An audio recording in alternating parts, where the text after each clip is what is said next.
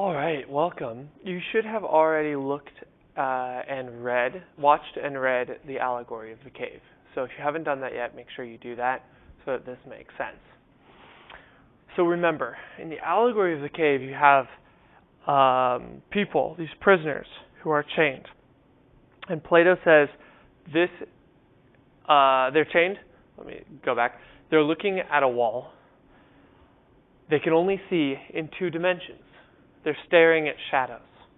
And these shadows are cast by a fire behind them, and the puppets of the puppeteers are casting these shadows. So the puppeteers are psychologically torturing them, putting on these shows to entertain them, and yet this entertainment just serves as distraction from the reality that they cannot see, which is that they are chained. And Glaucon, the man he's talking to, his brother, actually, says, Plato, or Socrates, his brother, he says, Socrates, that's a very strange story you're telling.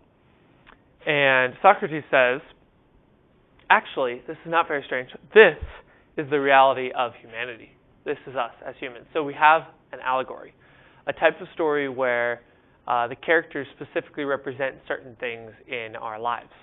Now, of course, then Plato says, what if this person escapes? One of these prisoners is allowed to stand up, is taken up, turned around. All of a sudden they're experiencing three dimensions. They're probably dizzy. They probably can't walk. But what if they could? And what if they are able to get energy in their atrophied legs to go to stand by the fire, to feel its warmth, to probably burn themselves on it, and to learn, and eventually then climb out and in fact encounter the sun and the sunlit lands. So what does this allegory mean? That's what I want to talk about now. What are some of its possible meanings? This allegory has haunted the world for over 2,000 years. This allegory is the single most significant story that anyone has ever told outside of Jesus' parables, Jesus' life, and perhaps a couple other stories in the Bible. That's my opinion, but it's also founded in the prevalence of the story and the importance on our Western philosophy. So this story represents something, obviously a journey. It represents a journey from ignorance to enlightenment, as Plato himself said, but he left it open for many interpretations, and he interpreted it many different ways himself. Here are some of them. Just some of many, and there's a lot more applications we'll get to later. But first, we have the cave. That represents something trapping, right? We have the shadows. That represent some sort of deception. We have the puppets and the puppeteers, which represent these things we cling to, yet our deception are not the things that really matter, the false gods, the idols. And in Plato's day, these were really idols. He pictured them as puppets, is how he translates them, but his original understanding was idols, these statues that people hold up and say, these are God. And then the puppeteers, the people who are deceiving you for money, for self-interest, for power, because they don't know any better themselves. There's a climbing out. There's a transformation. Clearly, it transforms the person's ability to see reality and ruined their ability to care and to see the shadows, the false reality.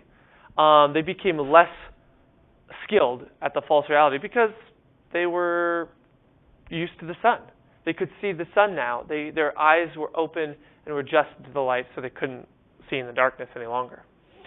And the sunlit lands, as he calls them, lands lit by the sun, he saw the sun as a symbol of perhaps God or unity or the symbol of philosophical enlightenment. So, how many interpretations could we have from this? 1 million, and we've had throughout history. And these all have some truth to them, even if you don't agree with the religious, political, or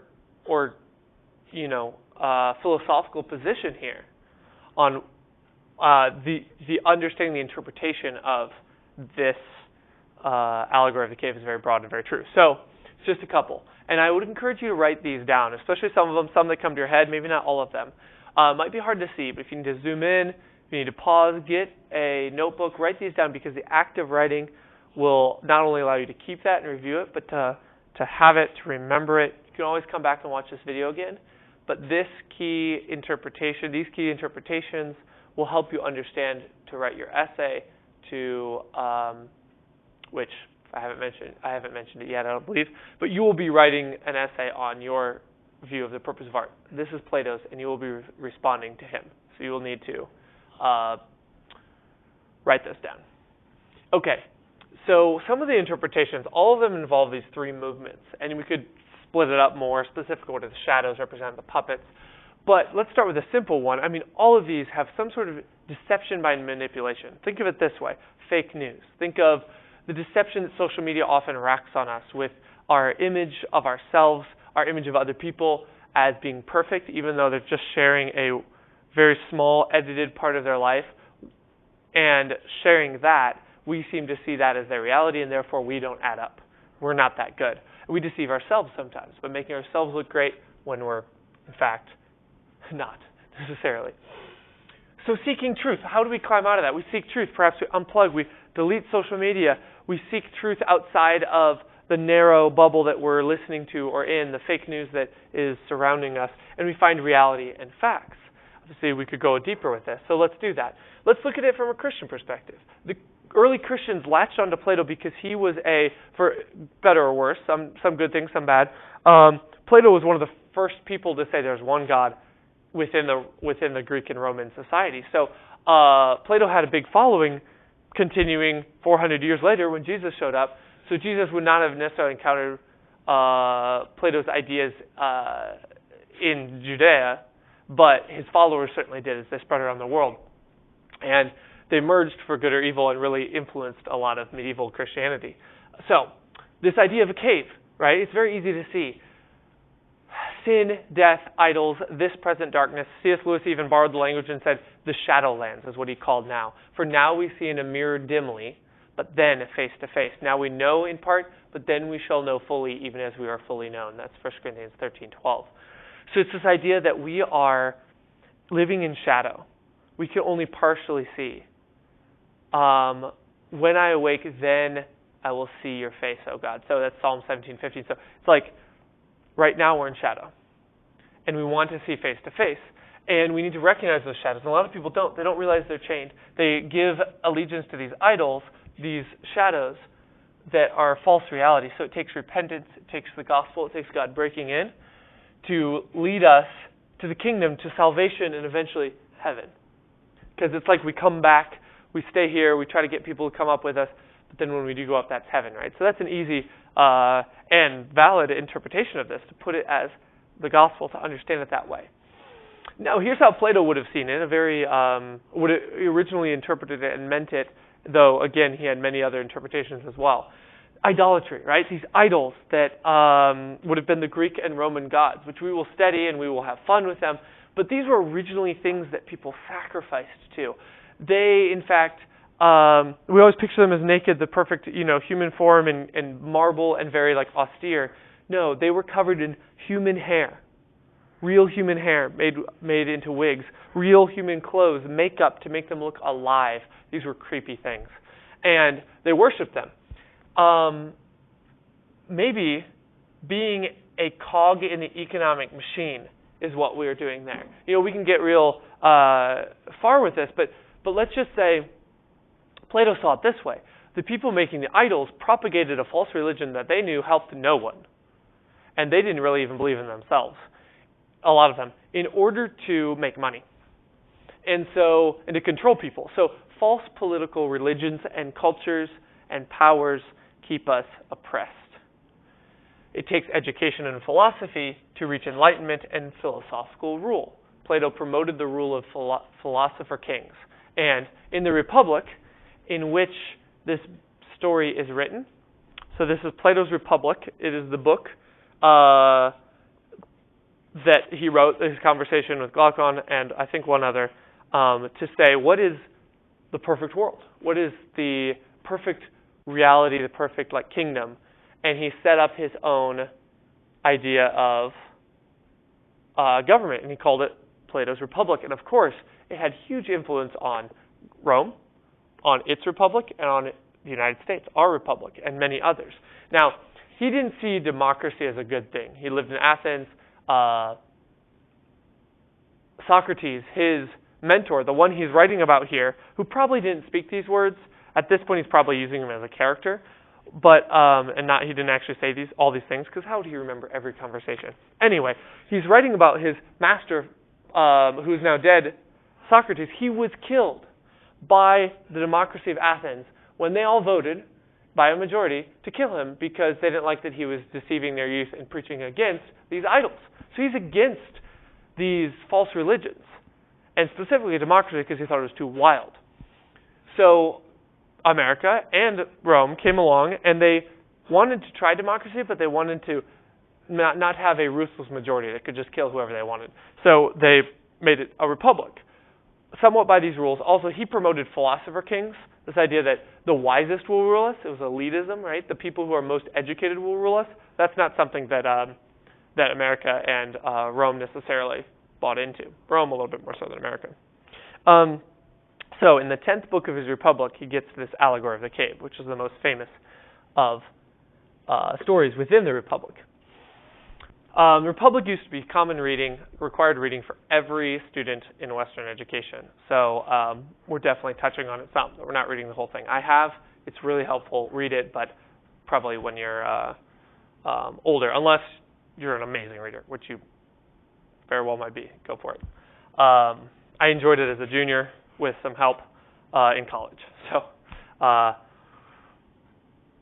So going back to this, Plato would say that the people were being controlled by this government that killed his leader, his person who brought him and many others out of the cave of ignorance, of idolatry.